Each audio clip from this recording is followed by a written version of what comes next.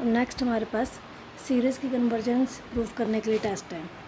ये हमारे पास comparison test. इसकी वैसे तो कई फॉर्म है, लेकिन हम दो फॉर्म्स करेंगे इसके, 2 या 3 फॉर्म्स हैं। फर्स्ट फॉर्म है इसकी, if n equal to 1 to infinity an and n equal to 1 to infinity bn are two positive term series. हमारे पास दो सीरीज़ दे रखी है ए एन और बी एन, पॉजिटिव टर्म मतलब उनकी टर्म पॉजिटिव होंगी। और पॉजिटिव टर्म सीरीज़ जो होती है वो या तो कन्वर्ज करती है या डाइवर्ज करती है हमेशा। तो and K is a fix positive constant such that A N less than equal to K into B N for all N, then if B N converges then A N also converges. Means हमारे पास हम क्या, जब भी दो series दे रखी हो, हम वैसे हमें दी एक ही होती है सीरीज़ जिसको चेक करना होता है, हम दूसरी सीरीज़ अपनी तरफ से मान लेते हैं। कोई वो अकॉर्डिंग टू क्वेश्चन, जब क्वेश्चन आएगा तो हमें उसमें पता लग जाएगा। जैसे अब इसमें दो सीरीज़ हैं, series a n b n से लेस है, लेस देन इक्वल टू है। के यहाँ पर कुछ भी हो सकता है, वन, मोस्टली यहाँ पर हम वन यूज़ करते हैं, a N less than equal to B n ही करते हैं। तो अगर बी एन कन्वर्ज करता है तो हमारे पास ए एन भी कन्वर्ज करेगा, ए एन ऑल्सो कन्वर्ज। और ए एन डाइवर्ज करता है तो हमारे पास बी एन भी डाइवर्ज करता है। मीन्स अगर बड़ी वाली सीरीज़ कन्वर्ज करेगी तो छोटी वाली कन्वर्ज करेगी, और छोटी वाली डाइवर्ज करेगी तो बड़ी वाली डाइवर्ज करेगी। इससे पता लग जाएगा कि छोटी अगर डाइवर्जेंट टू इन्फिनिटी है तो बड़ी तो अपने आप इन्फिनिटी को जाएगी, और बड़ी अगर कन्वर्ज कर रही है तो छोटी तो अपने आप कन्वर्ज करेगी। तो ये हमारा फर्स्ट फॉर्म होगी। सेकेंड फॉर्म जो मोस्टली यूज़ होती है, हमारे पास दो सीरीज़ दे रखी होंगी हमारे पास, तो लिमिट एन अप्रोचेस इन्फिनिटी। इसमें हमने कंपैरिजन किया था लेस देन इक्वल टू में। इसमें हमने क्या करना है, a n upon b N दोनों को डिवाइड कर दो, तो कोई लिमिट आएगी एल। अगर तो लिमिट फाइनाइट आती है और नॉन जीरो आती है, जैसे 1 2 1/2 कुछ भी आ सकती है, मतलब फाइनाइट होनी चाहिए और नॉन जीरो होनी चाहिए, जीरो नहीं होनी चाहिए। Then the both series a n and b n converge और डाइवर्ज टुगेदर। तो हमारे पास दोनों का बिहेव सेम होगा, मतलब कि अगर ए एन कन्वर्ज करिए बी एन कन्वर्ज करेगी, बी एन कन्वर्ज करिए ए एन कन्वर्ज करेगी, दोनों में से कोई भी एक डिवर्ज करे दोनों डिवर्ज करेगी। पिछली वाली में तो हमारे पास ये था कि बी एन बड़ी वाली कन्वर्ज कर रही तो छोटी वाली कन्वर्ज कर रही है, लेकिन अगर छोटी वाली कन्वर्ज कर रही है तो हम बड़ी वाली को नहीं कह सकते कि कन्वर्ज कर रही है या नहीं कर रही। और इसमें हमारे पास दोनों ही एक जैसे हैं कि अगर एक करेगी तो दूसरी वही करेगी, अगर एक डाइवर्जेंट है दूसरी भी डाइवर्जेंट है, कन्वर्जेंट है तो दूसरी भी कन्वर्जेंट है। तो इन दोनों में ये डिफरेंस है, इस चीज़ का ध्यान रखना है कि अगर हम comparison test a N less than equal to B n वाला लगा रहे हैं तो हमने अकॉर्डिंग टू ये देखना है कि बड़ी सीरीज़ अगर डाइवर्जेंट है तो हमारे पास छोटी ज़रूरी नहीं है डाइवर्जेंट होगी, लेकिन अगर छोटी डाइवर्जेंट है तो बड़ी ज़रूर डाइवर्जेंट होगी। उसी तरह अगर बड़ी कन्वर्जेंट है तो तुम्हारे पास छोटी कन्वर्जेंट होगी, लेकिन अगर छोटी कन्वर्जेंट है तो हम बड़ी वाली का कुछ नहीं कह सकते कि वो कन्वर्जेंट है या नहीं।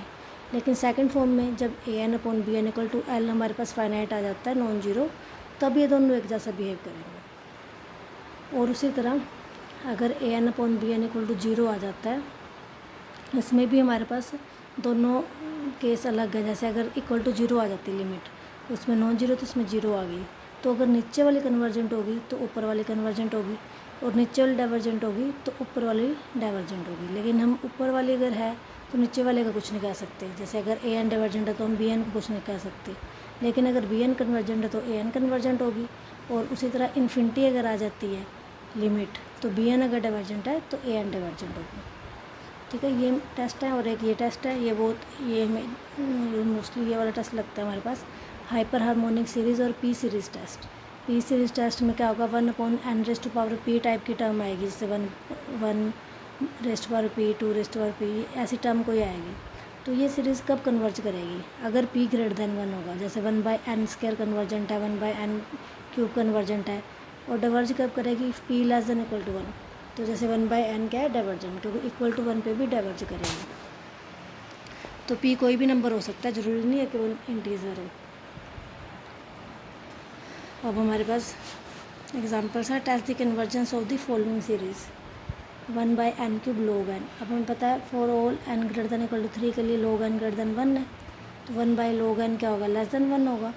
1/n, अब दोनों साइड क्या करो, n³ 1/n³ 1/n³ मल्टीप्लाई कर दो, तो 1/n³ लेस देन बन गया 1/n³ के। तो 1/n³ अभी हमने किया पीछे p test, p series test, तो 1/n³ कन्वर्जेंट सीरीज़ है। अब 1/n³ बड़ी है 1/n³ log n से, तो मैंने बताया था कि अगर सीरीज़ बड़ी वाली सीरीज़ कन्वर्जेंट है तो छोटी वाली भी कन्वर्जेंट होगी। इसमें it means 1/n³ log n भी क्या हो जाएगी, कन्वर्जेंट हो जाएगी। उस तरह हमें चेक करना है 1/3n + x। अब 4x > 0 के लिए 3n + x ग्रेटर होगा 3n से। सो 1/3n + x लेस देन होगा 1/3n से। एक हमारे पास पीछे रह गई थी ज्योमेट्रिक सीरीज़ भी। ज्योमेट्रिक सीरीज़ कब कन्वर्ज करती है, जब उसका कॉमन रेशो मोड r <1 होगा, -1 और 1 के बीच में लाई करेगा। और डिवर्जेंट कब करेगी, जब r = 1 हो या >1 हो। और अगर r = -1 है तो ऑसिलेट फाइनाइटली, और <-1 है तो ऑसिलेट इनफाइनाइटली। अब जैसे ये सीरीज़ बनी थी 1/3n + x < 1/3n। 1/3n GP बन रही है, इसमें कॉमन रेशो तुम्हारे पास क्या आ रहा है, 1/3। तो मतलब इसमें लाई कर रहा है ना, मोड r < 1 में, तो कन्वर्ज कर जाएगी ये। Hence by comparison test 1/3n + x भी कन्वर्ज करेगा, क्योंकि 1/3n कन्वर्ज कर गया।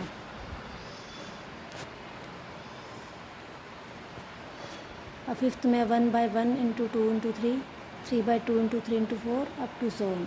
अब a and b given series मान लेते हैं। अब ऊपर हमारे पास क्या आएगा, an क्या आएगा, nth टर्म ऑफ, ऊपर क्या बन रहा है 1 3 5, इसके nth टर्म बनेगी। नीचे फर्स्ट जैसे 1 2 3 है, तो 1 के लिए nth टर्म पहले क्या रहा है 1 2 3, तो हमारे पास क्या आ जाएगी nth term of 1 2 3। Second term जहाँ पर 2 आ रहा है तो यहाँ पर nth term 2 3 4 up to so on, और थर्ड टर्म में 3 4 5। तो ये तो पता लग गया nth टर्म 1 3 5 ओड नंबर है, और n 1 से स्टार्ट होता है तो हम 2n - 1 लेंगे। और नीचे 1 2 3 के nth टर्म n, उसमें +1 हो जाएगा, फिर उसमें +1 हो जाएगा, n + 1 n + 2। तो n नीचे से कॉमन लिया हमने सब में, तो नीचे रहेगा हमारे पास 2 - 1/n n², 1 + 1/n 1 + 2/n।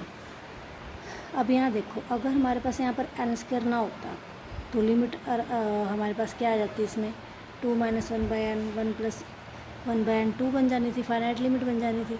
तो हम ऐसी ही सीरीज़ चूज़ करते हैं। अब इस ऐसे जब क्वेश्चन आ जाना जिसमें तुम्हारे पास कुछ एक्स्ट्रा आ रहा हो, तो तुम an/bn वाला फॉर्मूला लगाएंगे, टेस्ट लगाएंगे, और इसमें bn अपनी तरफ से मानेंगे। जिससे जैसे 1/n² एक्स्ट्रा आ रहा है तो bn तुम 1/n² मान लो। तो अब an/bn निकाला, n² कैंसिल हो गया, तो क्या बचा 2 - 1/n अपॉन 1 + 1/n 1 + 2/n। तो लिमिट क्या बनी, an/bn की 2 बनी, which is non zero and finite. तो बिहेवियर लाइक होगा दोनों का, बिहेवियर an और bn का। और bn हमारे पास क्या है 1/n² है, तो 1/n² bye p test convergent है, तो 1 अगर bn कन्वर्जेंट है तो an भी क्या हो जाएगी, कन्वर्जेंट हो जाएगी। तो सारे क्वेश्चन तुमने इसी तरह से करना है, इसी टाइप के मोस्टली सारे क्वेश्चन ये हैं। 6 में भी ये है n + 1/3 माइनस n⁻⁴ तो पहले इसमें n⁻⁴ कॉमन लेके बाइनोमियल थ्योरम लगा दो। तो an तुम्हारा इस टाइप का बन जाएगा 1/n⁻²/3 1/3 + 1/2 फैक्टोरियल 1/3 1/3 - 1 × 1/n। ये बाइनोमियल थ्योरम तुम लगा सकते हो, तुमने किया होगा, ठीक है। ये बाइनोमियल थ्योरम लगा कर तुम्हारे पास ये an बन गया, ये वाला। अब तुम्हारे पास यहाँ पर क्या चीज़ एक्स्ट्रा आ रही है 1/n⁻²/3, तो bn मान लो। अब an/bn किया, अब ये देखो बाकी सारी टर्म तो में 1/n² वाली टर्म आएगी, सिर्फ 1/3 है। बाकी सारी term n approaches to infinity में क्या बन जाएगी, 0 बन जाएगी। तो an/bn तुम्हारे पास आ गया 1/3 + 1/2 फैक्टोरियल 1/3, ये आ गया। आगे सारे में 1/n है तो आगे सारी टर्म 0 बन गई, तो सिर्फ क्या बचा अप्रोचेस टू इन्फिनिटी पे 1/3। तो ये नॉन जीरो और फाइनाइट है, तो an और bn क्या होगा, बिहेव लाइक। लेकिन bn क्या है हमारे पास 1/n⁻²/3। p टेस्ट लगाएंगे तो p < 1 पर हमारे पास डाइवर्जेंट था, तो ये 2/3 < 1 है, तो bn डाइवर्जेंट है, तो an भी क्या हो जाएगी, डाइवर्जेंट। सेकंड वाली सेम है, तुमने खुद ट्राई करनी है ये, इसमें रैशनलाइज करके कर लेना, फिर वैसे ही an बन जाएगा, फिर कुछ bn मान लेंगे।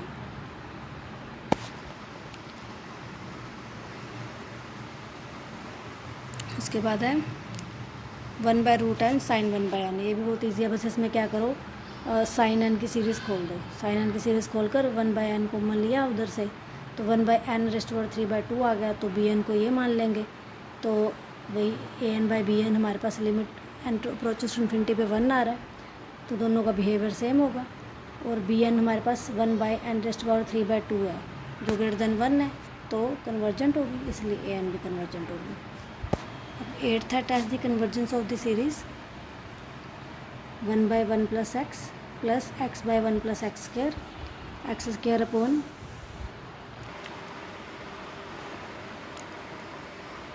तो इसमें n टर्म क्या बन रही है हमारे पास x⁻n−1 अपॉन 1 + x⁻n, तो ये an आ गया। अब हमारे पास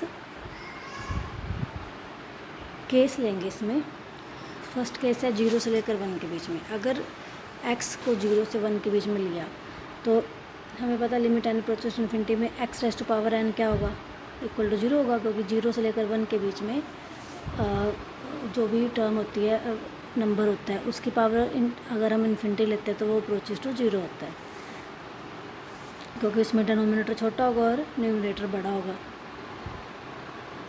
न्यूमरेटर छोटा होगा और डिनोमिनेटर बड़ा होगा, इसलिए डिनोमिनेटर पहले इन्फिनिटी को अप्रोच कर जाएगा तो वो 0 बन जाएगा। तो अब हम bn मान लेते हैं x⁻n−1, तो an/bn किया तो 1/1 + xn क्या बन जाएगा, वो an/bn 1/1 + xn बन जाएगा, और xn limit n approaches to infinity पे 0 है, तो an/bn इक्वल टू क्या आ गया, 1 आ गया। तो कंपैरिजन टेस्ट है, an और bn सेम बिहेव करेंगे।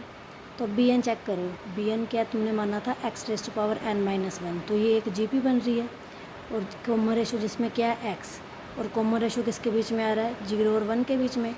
सो हमने किया -1 और 1 के बीच में अगर कॉमन रेशो हो तो GP क्या होती है, कन्वर्जेंट होती है, तो bn क्या हो जाएगा, कन्वर्ज हो जाएगा, तो an भी कन्वर्जेंट हो जाएगा। अब सेकंड केस में x को 1 लो, अगर x को 1 लिया तो an क्या बन गया, 1/1 + 1 = 1/2। अब limit n approaches to infinity पे an तो 1/2 ही देगा। तो हमने किया था ना कि अगर डाइवर्जेंट के लिए प्रूफ करते थे कि अगर limit n approaches to infinity में an 0 के इक्वल नहीं आता तो वो कन्वर्ज नहीं कर सकती, वो डाइवर्ज करेगी। तो 1/2 नॉट इक्वल टू 0 है, सो an can not converge, so an is divergent. उसी तरह x>1 पे n अप्रोचेस टू इन्फिनिटी पे x⁻n भी इन्फिनिटी को अप्रोच करेगा। अब यहाँ पर क्या करो, x⁻n−1 है, इसमें से एक 1/x साइड में ले लिया, तो x⁻n अपॉन 1 + x⁻n, तो 1/x x⁻n 1 कॉमन लिया, यहाँ पर हमारे पास बन गया ना 1/x⁻n + 1। n अप्रोचेस इन्फिनिटी में 1/xn क्या हो जाएगा, 0 हो जाएगा, तो ये हमारे पास 1/x आ रहा है, और x > 1 है तो वो हमारे पास 1/x नॉट इक्वल टू 0 होगा, सो an कैन नॉट कन्वर्ज। इसमें भी हमारे पास वो लिमिट 0 की इक्वल नहीं आई तो कन्वर्ज नहीं करेगा।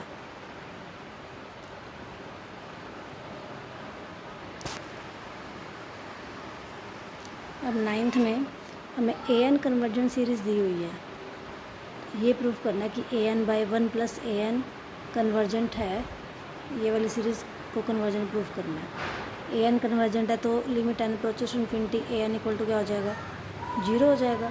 अब हम जो आगे तो हम an मानते थे, अब इसमें इसको bn मान लेते हैं, क्योंकि an पहले गिवन है, an/1 + an को bn मान लें, ठीक है, तो bn इक्वल टू आ गया an/1 + an, तो an/bn करेंगे तो हमारे पास क्या बचा, 1 + an बचा, क्योंकि an तो कैंसिल हो गया। अब 1 + an limit n approaches infinity पे an 0 को जा रहा है, तो an/bn की वैल्यू बन गई 1, जो कि नॉन जीरो एंड फाइनाइट है। सो कंपैरिजन टेस्ट से अगर an कन्वर्जेंट होगा तो bn भी कन्वर्जेंट होगा, और an हमें कन्वर्जेंट दे रखा है, इसलिए bn भी कन्वर्जेंट है। उसी तरह सेम ये वाला आ गया, बिल्कुल सेम an/1 - an का।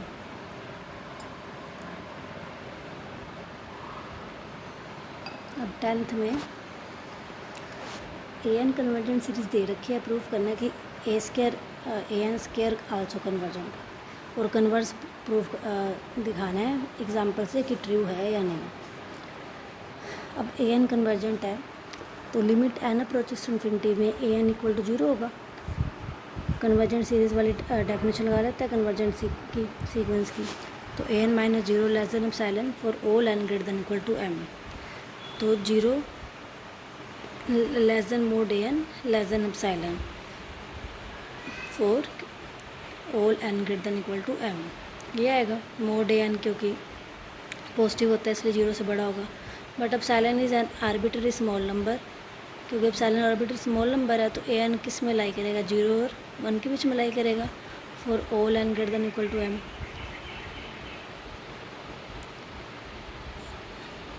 Because a n greater than zero, क्योंकि ए एन हमारे पास पॉजिटिव टर्म सीरीज दे रखी है। अब ए एन क्योंकि जीरो और वन के बीच में है ए एन, तो a square n less than equal to a n होगा।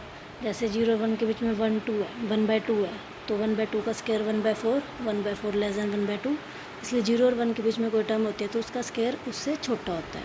तो a square n less than equal to a n होगा।